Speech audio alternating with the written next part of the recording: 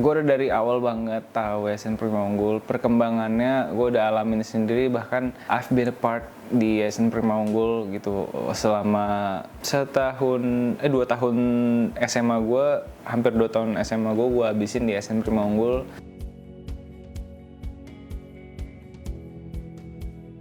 Halo semuanya, kembali lagi bersama saya Marta Dan saya Dinda dalam rangka menuju ulang tahun YPU yang ke-12.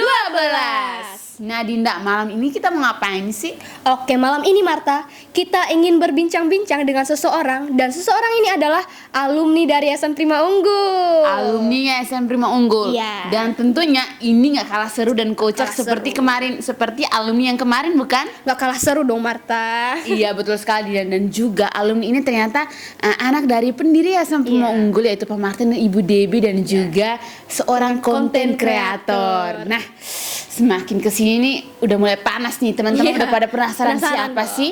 Daripada kita berlama-lama, langsung Langsung saja. saja. Ini dia alumni Yayasan Prima Unggul. Selamat malam. Selamat malam, wih malam. Ini mah saya kenal siapa sih namanya? Marta. Saya juga kenal. Saya juga tahu namanya Bang Kevin kan? Salah. Oh, sering So kenal. Ya ampun, dibilang sok kenal lagi, orang kita tahu kan? Kita tahu tuh. Namanya Bang Kevin teman-teman, tapi biasa dipanggil kalau nama panggung Jojo Jojo Anito. Anito. Nanti Oke. teman-teman yang mungkin belum tahu Jojo Anito siapa, teman-teman boleh search Jojo Anito, nanti jangan lupa follow ya teman-teman. Oke? Searchnya di Instagram Asik. ya. Iya, searchnya di Instagram. Di media sosial lain pun juga ada. Ada. Iya. TikTok Iya, juga banyak. TikTok. Iya. Iya, Nah, sekali lagi selamat datang di podcast kami Bang Kevin. Iya. Malam ini kami mau berbincang-bincang, mau menanyakan sedikit tentang Bang Kevin. Boleh. Untuk kalian berdua sih sebenarnya sudah tahu sedikit, Iya. tapi teman-teman yang menonton video ini belum. Sedikit ya, nggak banyak-banyak ya. Iya, nggak banyak-banyak kok. Jadi kita langsung ke pertanyaan pertama ya Bang. Boleh. Oke, sekarang Abang boleh dong menceritakan sedikit latar belakang Abang siapa, terus dari perkenalan, terus itu cerita juga sekarang kegiatan yang Abang tekuni itu apa gitu. Nama gue Johnny Togia, Kevin Krisma Johnny Togia, tapi biasanya dipanggilnya Johnny Togia. Jojo Anito tuh nama Instagram, nama Instagram. Ya, biasanya nama panggungnya Johnny Togia, ditulis gitu. Content creator, terus songwriter juga, suka tulis lagu, nyanyi, dan udah, sekarang lagi jadi mahasiswa lagi S2. Oh, mahasiswa lagi. Udah content creator, Iya. terus songwriter kan? Iya, benar sekali. Terus juga sekarang juga lagi Jadi mahasiswa lagi. Mahasiswa, iya. Ambil S2. Ambil S2, mantap nih. Iya. Tapi Bang Kevin umurnya berapa Bang? 23. Iya, 23 tapi udah masuk ke jenjang S2. S2. Emang harusnya begitu. Siapa tahu kan ada juga Kalau yang umur 17 tahun S2 baru. Oh iya. Aduh. Gitu teman-teman. Nah, jadi kan Yayasan Prima Unggul ini kan berdiri itu Abang sudah ada ya. Iya, Melihat udah ada. bagaimana perkembangan. Dari sebelum berdiri juga gua ada.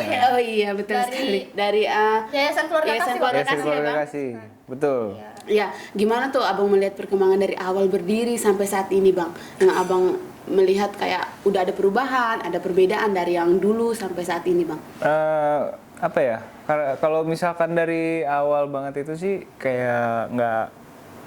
Dulu kan waktu kecil-kecil emang taunya ya ada yayasan, terus suka main-main sama kakak-kakak. Waktu itu ada kakak kayak di yayasan, terus kayak ya udah main aja kayak jadi punya teman, karena dulu waktu kecil kan nggak dibolehin keluar rumah sama papa, dipingit gitu karena di lingkungan rumah emang agak parah lah waktu itu. Jadi kayak ya udah mainnya sama kakak yayasan, lama dari kakak jadi temen, akhirnya jadi adik gitu.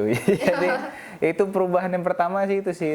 Tadi kayak ngerasa main sama kakak-kakak, tahu-tahu sekarang isinya adik-adik semua gitu.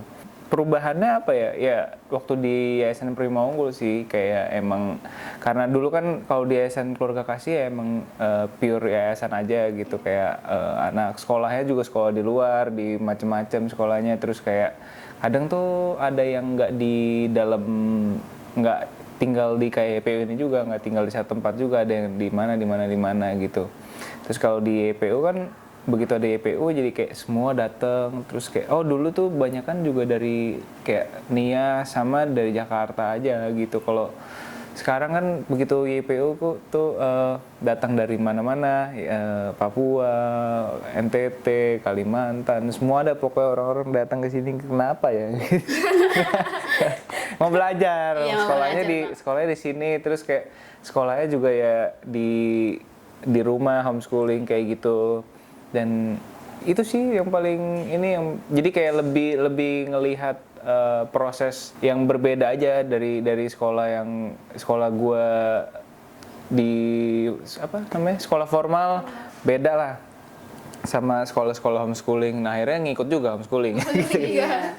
Gitu sih, jadi kayak tapi seru kalau di SM Prima Unggul, jadi lebih banyak kegiatannya daripada SM Keluarga Kasih. Kegiatannya nggak terlalu banyak sih, kayak ya udah gitu, kayak sekolah, makan gitu. Kalau di sini kan ada tiba-tiba orang nyanyi, latihan apa segala macem, ngomong bla bla bla, keluar kesana kemari, sempet ngikut juga. Jadi ya great, that's great. Oke, begitu perkembangan yang Abang lihat sama Nah, banyak. juga.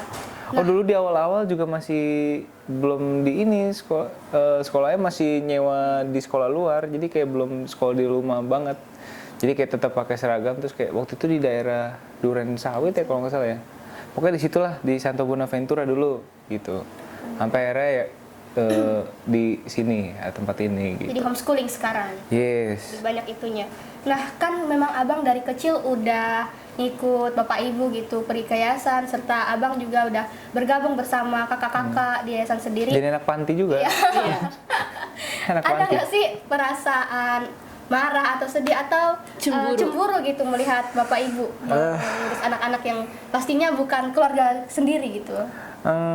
Apa ya, kayak cemburu banget sih enggak sih, karena udah dari kecil kan. Cuman kayak anak-anak kecil yang kayak lagi gue juga nggak inget persis sih, cuman kayak mungkin dulu tuh yang kayak karena pengen spend time sama keluarga, sama orang tua, kayak sama adik-adik, tapi walaupun kita liburan udah kejauh mana gitu, tapi tetap aja pasti ada urusan-urusan di bawah yayasan. Kadang-kadang itu yang kayak waktu itu kayak apa namanya, bikin kesel, kayak ini kan liburan keluarga nih gitu, kayak ngapain ada urusan-urusan gini, kayak jalan-jalan ke panti ini lagi, kayak udah kemana ke waktu itu ke Flores, jalan-jalannya ke panti juga, jadi gitu kayak ini liburan atau visit panti gitu.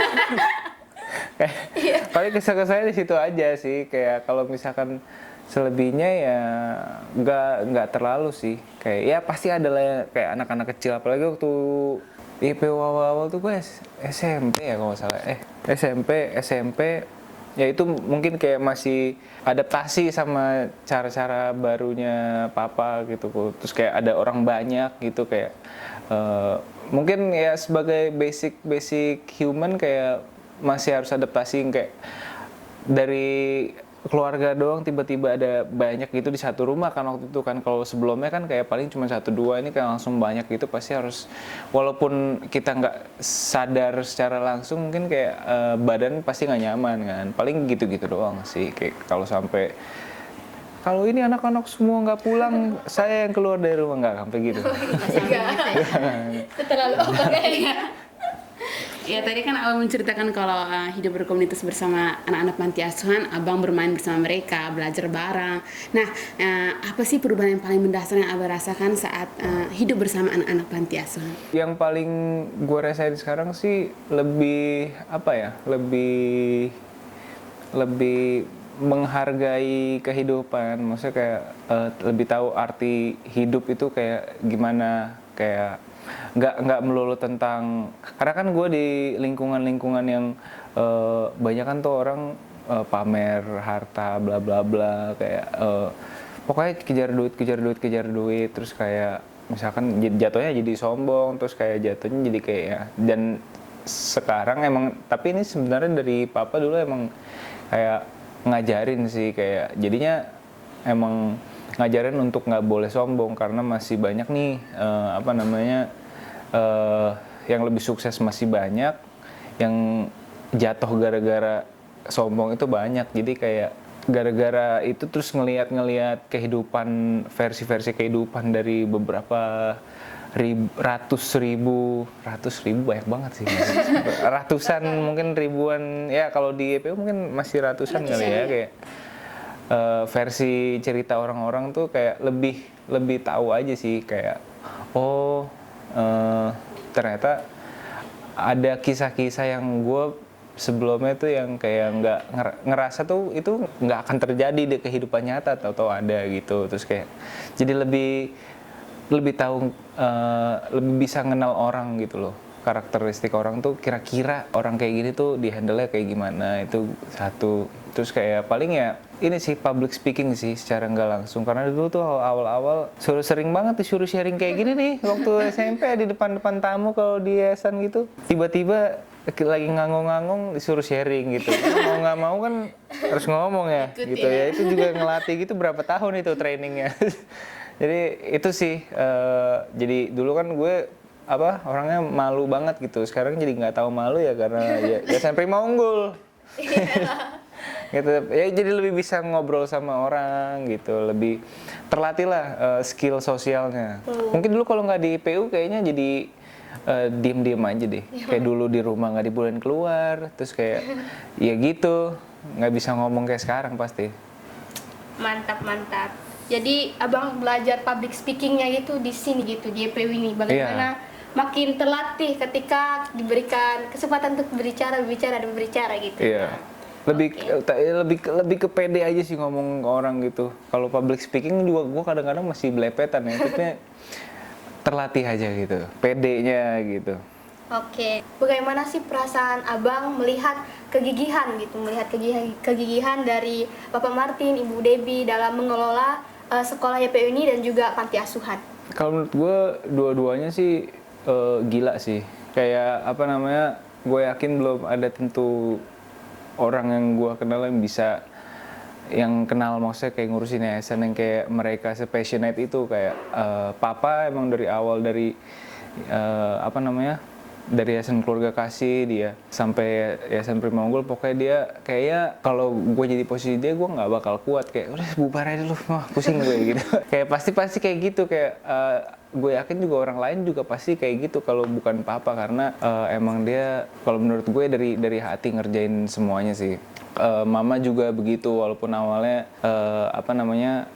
beliau kan kurang familiar lah sama panti asuhan, tapi kayak seiring berjalannya waktu mau belajar, mau mengerti gitu apa kegiatan suaminya tercinta gitu. Tapi dan akhirnya dia sendiri yang kayak emang sayang banget gitu loh sama anak-anak di Yayasan Prima Unggul gitu loh. Kadang-kadang papa marahin anak-anak, justru dia yang belain gitu kadang-kadang gitu. Jadi wah itu sih keren banget, kayak gue yakin di antara gue bertiga ini nggak ada tuh yang bisa kayak mereka gitu. Jadi amazed sekali orang tua saya. Sekali. Apa nih harapan untuk Yayasan Prima Unggul ke depannya dengan perkembangan yang abang lihat? Semoga Yayasan Prima Unggul ini ke depannya bagaimana, Bang? Harapannya buat Yayasan Prima Unggul itu, gue udah dari awal banget tahu Yayasan Prima Unggul, perkembangannya gue udah alamin sendiri, bahkan I've been a part di Yayasan Prima Unggul gitu selama 2 tahun SMA gue, hampir 2 tahun SMA gue habisin di Yayasan Prima Unggul, dan banyak progres yang sangat unik dan udah ada impact-nya buat anak-anak di Indonesia gitu loh, terutama buat anak-anak panti yang lain di Indonesia. Kayak pesannya semoga Yayasan Prima Unggul ini bisa terus berinovasi dalam karya-karyanya dan bisa lebih berdampak lagi dan lebih bisa dikenal, karena mau nggak mau sekarang kan biar sesuatu bagus tapi nggak dikenal orang kan percuma kan. Gue pengen semoga Yayasan Prima Unggul itu bisa lebih dikenal orang banyak, jadi impact-nya juga bisa lebih luas kayak gitu, karena nilai yang ditawarin oleh Yayasan Prima Unggul itu udah bagus banget, dan sayang banget kalau misalkan nggak disebar ke orang luas di Indonesia, terutama di Indonesia. Ya, terima kasih kepada Bang Kevin yang sudah meluangkan waktu untuk mengikuti podcast bersama kami berdua.